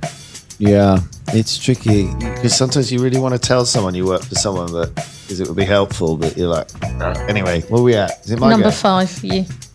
What did you want to be when you grew up? I think a designer. I grew up in a very artistic family. My father was an architect. My mother was a gourmet cook and a designer. And I grew up. You got a gourmet cook for a month. Seriously, listen. I started. The grade school photographs. You start in the front row as a sweet little girl in the dress. I ended up in the back row with all the boys. I was so big. So there was a consequence of that really good cooking. But my world was very visual. That was a nice thing again. What did your parents want you to be? And, it's funny when I hear that question. It's going to sound completely lame. Happy. It doesn't sound like that. It's Everybody like says 99%. It is. I mean, seriously, 90%. or whatever they wanted me to be, I clearly disregarded. It's either the answer to that question is either happy or a lawyer. No question. Is that a Or contradiction? doctor. The last Or question, three which is number 10, which we'll warn you about. People also say something which I hope you don't say. Let's see. What's your go-to karaoke song? Oh, Lord. The only thing I can think of, because I don't do karaoke, admittedly, but Sonny and Cher, I Got You, Babe. Okay, yeah. I like that one. Because also it's a duet. You don't have to do it I alone. got you. I'm going to have to do. What's the lyrics? Anyway. I've got you to It's hold I've my got you, hand. babe. I'm a I've got you to understand. Shame. You're obviously not it's my mumbling. duet. Office dogs, business or bullshit? Absolutely essential to business, especially the one sitting beside us right now. Have you ever been fired? No. I'll work on it. You'll work on it. Just No still clients ever fired you? No consulting client? Yeah, good point. Final question. What's your vice? Now, careful with this one. We want some proper vices. Everyone says, doing too many press-ups in the morning or something. It's like, oh, God.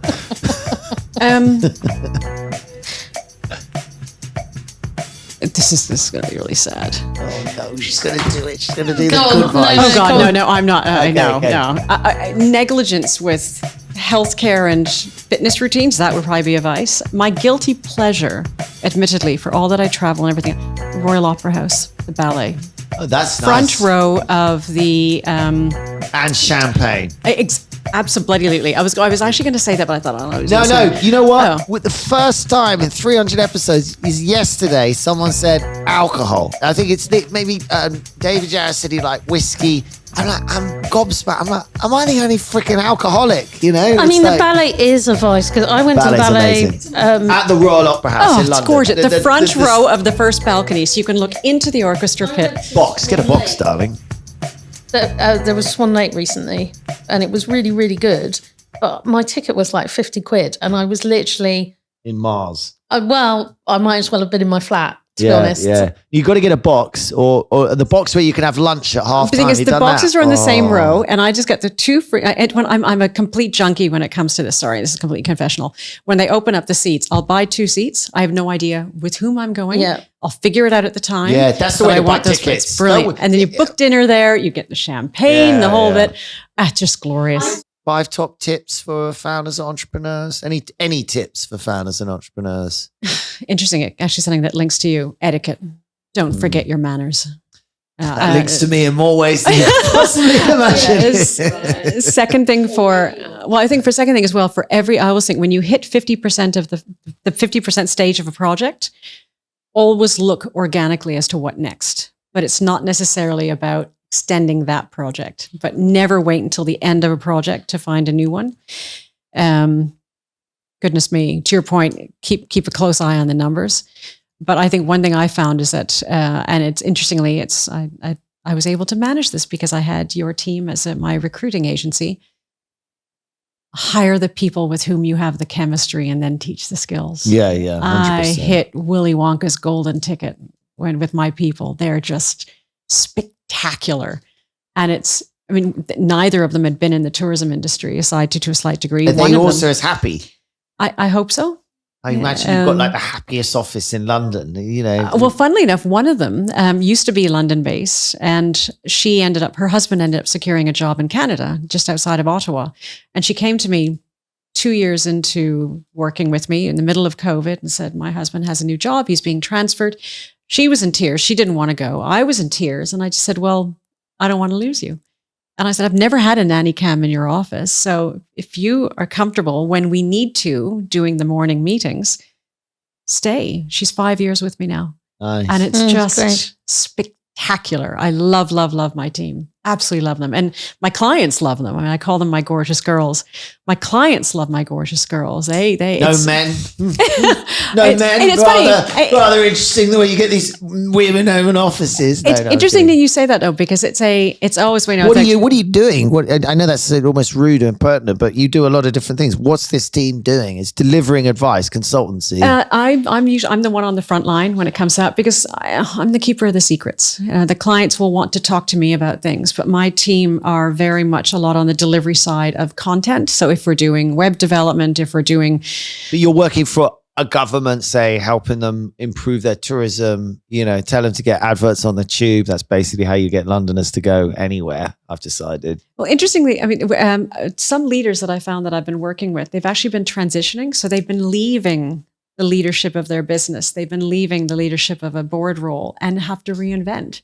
So we become, again, the therapist, and then turning that into their personal brand, turning that into a website. Do you almost go that far, therapy? Yeah. Do you find yourself almost like having to read books on psychology? You can't not, because when you're helping someone figure out who they are. I mean, for instance, as an example, if I was to do your website, to say, what are your colors? What do you like? Who do you think you are? That's rubbish. I have to understand you to find the DNA that reflects you.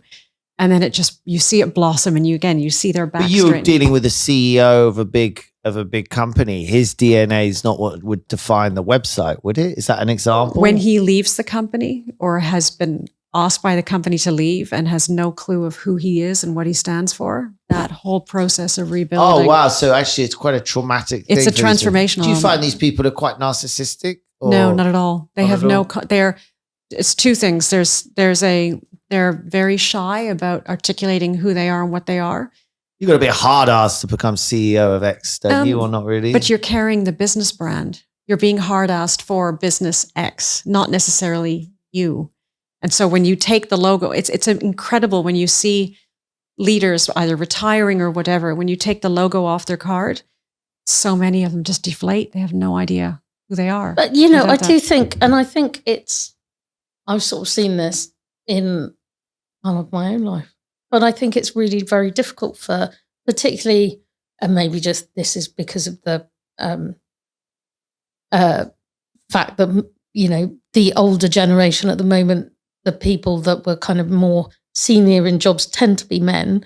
But you see these kind of men who are at absolutely the height of their career and, running, huge businesses, and then they retire and nobody's interested in what they have to say anymore, and their own family don't really listen to what they tell them to do, and they find it really, really difficult. But what that extends, or is still the thing that's going around my head, is people don't respect these CEOs. We CEOs. I mean, I assume, no offense, they're assholes. I mean, big business is not well run a lot of the time. The people who end up in those sorts of jobs, in a way, I don't necessarily regard they'll even be talented. These are all my assumptions. These are my prejudices. I'm always too open, and it will be the death of me. But you, I'm sure, have a lower opinion of CEOs of large companies. These are one of the most frowned upon group of people, I think. Yet they're still at the front of society. I don't put them on the TV. know that I necessarily do. I think I would I think I probably mostly reserved Thames judgment Water, until I the knew post them. office. Yeah, but Thames Water is being run badly in a way that by we're all being CEOs. forced to drink sewage. No. That's But a bit the different. post office, these are all really bad examples that are in the press. These are examples of people that you shouldn't respect because they've done bad things. But it's interesting. Those are, and to that point, firstly, that leadership position is the loneliest position in the organization because being in charge. Secondly, a handful of leaders taints the rest. If you want to see what it's really like to be a leader and what it feels like, throw a pandemic at them. When they have 10,000 employees. I'm more interested in where these people, what are these people like? They're good people, it's interesting as well because the personality of the CEO is one thing, but when you reach the person, and that's why I love being able to get into that. Isn't that the same thing? But I almost understand how you phrase it, but aren't they theoretically the same thing? I think because I have no political agenda and because I don't know what it is, the way I work. I have the blessing of being able to engage with these CEOs at a very personal level, and they open up, and it's amazing because it's the access point. When you speak to them, it's like, oh my God! And I remember, I'll never forget. It was November 2021. The world was reopening again, and the CNN team that I work with, we host this VIP dinner during World Travel Market in November for all the world. The Honorable Minister of Tourism of Kenya. And I will always put the protocol in. I don't care if they say, call me by my first name. It's the Honorable Minister. The Minister of Tourism from Kenya and from Jordan were there. And I've known them for many years. And I went up to them and it was like one of those, like, I got to hug you. I know I shouldn't, but I'm going to hug you. So I hug them. And I said to them both, how are you? And the Honorable Minister of Tourism from Kenya turns, he said, our numbers are this and our tourism's that. And I said, no, sir, how are you? And he said, I lost 5 family members. Every friend in my family had COVID. This is what's going on. I've never worked harder in my entire life. Honorable Minister of Tourism of Jordan, exactly the same. I'm exhausted. I've never worked harder. You have to ask the right question, and it unlocks it. And that's where, again, to say, I love you. I think your tourism is important. It's not what I'm asking.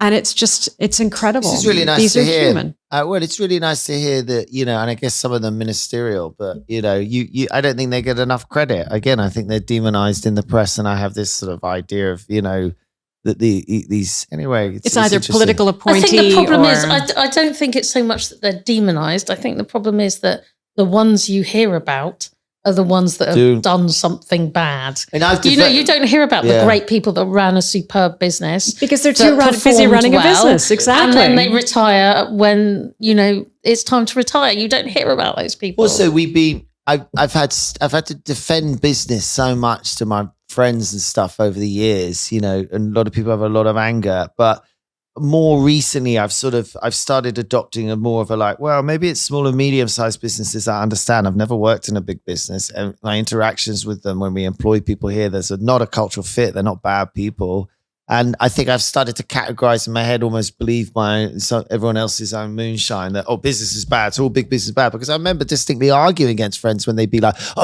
these people did corporate business awful. I'm like, hang on a fucking second, actually, and McDonald's aren't that bad to the meat industry. Apparently, they ethically. When the truth is, when you get really big, you have to act more ethically, and there is some truth to that. That these companies will often be really trying to do the right thing, And I just think any sort of, as you were saying earlier, any stereotyping doesn't work. Except against the French. Yeah. There's always an exception that proves the rule, but my brother-in-law is the CEO of a multi-million-pound international company. And my brother-in-law is amazing at it. Wow, there we go. It just depends. Actually, that's interesting, because I thought you were going to back me up stronger than you are, but you've got a great reference within your family of a really good guy who's boss. And my best friend's dad was head of Black & Decker and whatever, and he was amazing. But this is the whole thing. We control the narrative. And so it's funny, because one thing that's important is that there's an X factor to become a CEO. There's an X factor to become recognized for whatever that leadership is. And part of in the book was very much a matter of these leaders instinctively stepped up and they were incredible, but something happened in their life that made that moment happen. And one of them I'll never forget. This woman named Kamali Fernando. She's the former chair of the board of Sri Lanka Tourism Board. And she was incredible during COVID. I mean, just incredible. And I worked with her quite closely. And I asked her during the interview for the book, what was your moment? What was it in your life that set your wiring? And calm and cool, she just said, I had to negotiate the release of my father from the Tamil tigers when he was kidnapped. Exactly. Wow. And I'm just, oh my God. And it's one of those, there's nothing that I can ever do in my life that will be harder than that. And I knew that when COVID hit, I had to do this and step up for my people of my country. It was almost as if something creates a bulletproof element in people that if I can survive this, another one of the people that was in the book, he said I was bleeding on the field when I was in university playing football. And if I could come back from that, I could do anything. And to get people to recognize their own superpower is just amazing. Because again, it's lonely. It's very lonely at the top. And so they have to be stiff and inhumane at times because no one cares to hear who they are. So we're going to do business or bullshit, which is our lovely game called Bob. And you need a paddle. Get a paddle. Everyone needs a paddle. We never use our paddles. Well, let's get our paddle out today. You can use our paddle today. Well, it's only if we argue. We don't like the answer, then we get our slap paddle each out. other. I was going to say, can we use it for other reasons? Actually. Yeah. It'd be good for slapping an I arse. feel like it will go These are definitely spankers. big. Yeah. Anyway, right. So we've got some cards. You hold your paddle up, you say it clearly, and then we may debate you. We may get our equal paddle out and paddle you. Equal paddle. Don't say things like that. We're going to get cancelled. Don't worry, I'm guaranteed to do that. Am I starting? Yeah, go for it. Influencers, business or bullshit? Explain why they're just not massive bullshit. Because it's how they influence. I think influencers have a huge responsibility. When influencers take advantage of it and they use it as a way of getting free hotel rooms and free resort stays, that's one thing. But influencers influence. So as long as it's qualified influence, they can be very helpful. And how do you control that though? There's loads of arseholes out there. And aren't influencers driving the whole standing in the middle of the road to take a picture of Mount Fiji? Isn't that the whole influence culture? It seems pretty bullshit to me. That is bullshit influencing because that's opportunism. Is it Mount Fuji? It was What did I say? Fiji. You just turned an island into a mountain. Well, I'm so pleased I got it right, to be honest. Did my go? But also, with influencers, there's the whole with great, power comes great responsibility. And I don't think a lot of them really use that. And that's Great why power comes a really weird vein. I do love that. Can you imagine it in reality in the 1980s that you're sitting there and some woman comes up to you with a massive, one of those books with photos, like the biggest you could get, and then goes, do you want to come look at my photo collection? Exactly. You'd be like, okay. And then when you get to her place to look at the photo collection, here's a picture of me.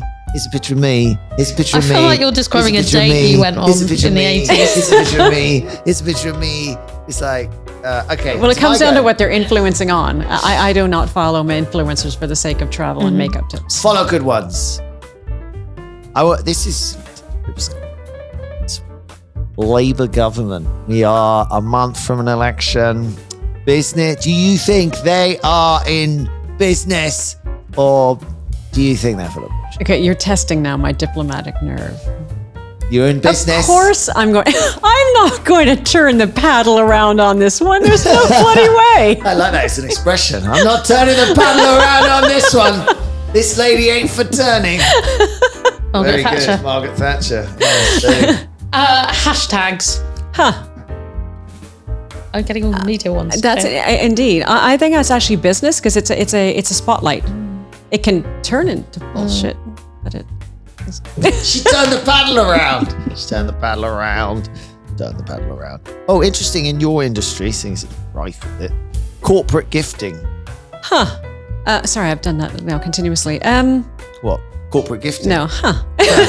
Don't worry. You've been an exceptionally eloquent and well-behaved guest. There's been no But now I'm going to watch out for the it's ass. funny. I'm going to say business. And what level could I go to? Right, let's get the paddles out. What level can I go to on corporate gifting? This is my question of acceptable bribery. I remember having an argument years ago with a Russian because they need cash. I mean, we do have a anti-bribery act in the UK. He said, it's extremely strong. If you're not aware, you cannot have any bribery anywhere in the world that you're aware of. That's like very bad. But I was like, he's like, yeah, but you do bribery in England. I was like, yeah, I take people for lunch, but it's above the table. So that's what's different about it. And it's also, I'm a big corporate gifter on thank yous. I'm a big corporate gifter if it's my business's anniversary and I want to say, listen, I want to say thank you. And what would you do? Champagne? Interestingly, I'm glad you asked that. On the 15th anniversary of my business, there were two organizations that I supported, Mary's Meals and the IRC. And I sent them a note to all my clients from day one of my business. And I said, I could send you a bottle of champagne, which would have been hard because half of them were in South Africa. But instead, these are the two projects that I love. Love, love, love. You take a look, tell me which one you want to support, and I will make the donation in your name. Which meant that it gave them a chance to actually go and check out the organizations that I really liked. And so I did that. I took £15,000, cut it in half, and gave 7.5 to each of the organizations. That's cool. That was technically corporate But gifting. I kind of like a bottle of champagne too. I celebrated afterwards. Foreign espionage risks.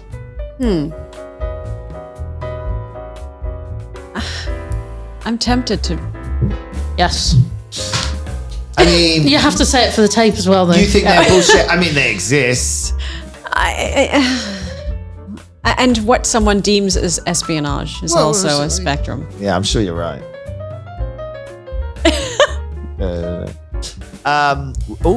Royal warrants. We got the royal family again.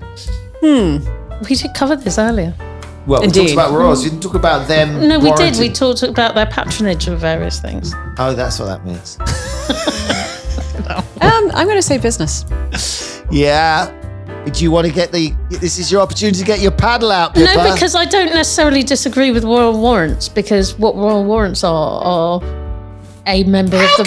Hang on, let me finish. As the voice goes up an octave. A member of the royal family uses this particular product and they're going to therefore endorse it. Fine. If we've got a royal family, they might as well do something. And what is it? What is the impact that has? Exactly. I think like the poor tourism industry, you need to learn a bit more respect for the royal family. I'm a Republican. No. I'm not. I just object to anything where people. I didn't mean to start you off. I just object to things where people have a position because of where they were born rather than because of what they personally can achieve. But that's where the question is: how do they use that then? How do they make? If that's the circumstance, you were born into it. How do you use it? I was born into my life. I didn't choose it. How do you use it? How are we all born into our lives? Exactly. Yeah. But some are more born into their lives than others. You've got 2 against 1 here. Well, Anyway. Antonio might back you up. He's probably fucking anti-royal. Asking how someone is before any other form of interaction. That's basically You made me ask this one. I like that one. Okay. Oh, is that the one you want to throw away?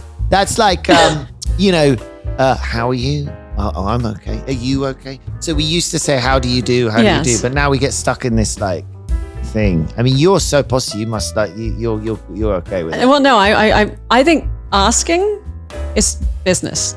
Bullshit is when you don't wait to hear the answer. Yeah. I actually think I think waiting to hear the answer is bullshit because you didn't really mean to ask. You're at work. How do you do? How do you do? How are you? I'm all right. Well, never guess on Tuesday my kids were like sick and then someone vomited. I have a client at the moment who's just had COVID, so I had a call with him today. Oh, you care about someone if they're going to die? Well, no, I mean, he's had COVID, not badly. I said, how are you feeling today? And I really wanted to know. And then he had to put himself on mute and turn his camera off because he had a coughing fit. Oh, shit. So I'm guessing he wasn't feeling that well. Tip-top. But you waited for the answer. Yeah. Poor guy. Is it my go? Yeah. Having more than one career or job. Oh, it's business. That's life. Exactly. Stop policing Survival. me. I was like, you're being much lighter on me than I anticipated. I might want one. Anyway. Equal paternity leave. Oh, absolutely business. Absolutely. I think this is the last one. Yeah. Yeah. It's misspelled, which I particularly like about it. But let's go with it. Politeness. Oh, sweetness. Politeness, isn't it? Yes, I think it's supposed to be. I'll be honest, that's the heart of my business. Politeness. Business. Exactly. Business. And I must say, that's funny because the one thing I was prepping and like, what could they ask me? To me, what is I bet you didn't come anywhere close. No. To me, what is absolute bullshit in business is when you're told as a female you can't be feminine in business, and that it's okay to be hard and to talk tough, especially as a female, because that's where etiquette, politeness, decency, the stuff our parents taught us, the P's and Q's, there is nothing that makes it acceptable to lose that. Absolutely, fundamentally politeness nothing. is really nice. Exactly. Although, interestingly, I'm quite often as a man told to not talk as a man. So, interestingly, the Is that why your voice jumped an octave? Well, I just think the characterization that you're told as a woman to not talk as a woman, but you're saying to act as a man. But actually, as a man, I'm now told to act as a woman, actually, or, you know. But I agree with the second part of that, which is the most important part, is that we have this framework called etiquette, called politeness. And I don't know exactly how they've come up with all this stuff, but some of it's quite subtle about the way you do things in order to make nice for everyone. Exactly. You know? And there's a nervousness now about, on my point of view, is, if a man opens the door, just walk through the bloody door. Really? Yes, I mean, I would agree with really. It's just. Well, also etiquette. When you also see it, death. Because when someone dies, you're all in shock, and so there's this system that kicks in. You go, right, you're going to do this, and you're going to have a funeral, and you're going to write this, and then people will come together, and that's etiquette as well. I would say it's just a system of these are the things that are normally done after this thing happens. And it's to help you through it. They help you through it. Well, they just give you a plan. But it's also just, again, we always come back to this, but not being a dick. Not being right? a dick. Like Nihilus dickus. The thing that really hit me was a few years ago. I don't go on the tube very much because I live right in the centre of town. But I was on the tube going to Wimbledon, I think, and there were clients ringing me. There were no seats, and there was kind of a little old lady standing up, and all these guys, like young people, sat down, and no one stood up for her. And I stood up for her, obviously, and let her sit down. But I was, at the time, a middle-aged woman, not a young person. There were hundreds of young people there and none of them bothered. That's just being mean. Young people are mean, though. They're very selfish. You don't really start thinking about there's exceptions. You get this, actually, like one of my nieces, it's just ever since she's even young, she's been so thoughtful to others, but she's, that just seems to be in her. But generally, we're particularly in our teenage years, we're really selfish bastards. I know, but I don't think people are taught in quite the same way, and in some ways this is a good thing, the hierarchy thing. Be polite to your elders. Oh, yeah. Well, we're not even sure about that one in this country. We're not even sure whether you should respect young people or old people more. I mean, in Asian culture, it's exactly. An Indian culture, well, all Asian and Chinese, they look after their old people. And anyway, you need to give a score. You're doing score. Am I 7,080? That's a good score. It's an excellent score. What, you look very What are we scoring? Business or bullshit? Business or bullshit. Yeah. Excellent. Any final words? Anything you want to plug? No, thank you. You've been. I would say this has been a lot of fun. Oh, it's been great. It's been great. You've been a lovely guest. Thank you. You got great chat and very, very positive energy. Which it sounds like I'm, taking the piss. Your days are hard. Clearly. No, my family, we're really into the whole posse. It's called you've got to be a radiator, not a Hoover, darling. A definite radiator, which is nice. So there you have it. That was this week's episode of Business Without Bullshit, and we'll be back with our quiz, Business or Bullshit, on Thursday. Until then, it's ciao.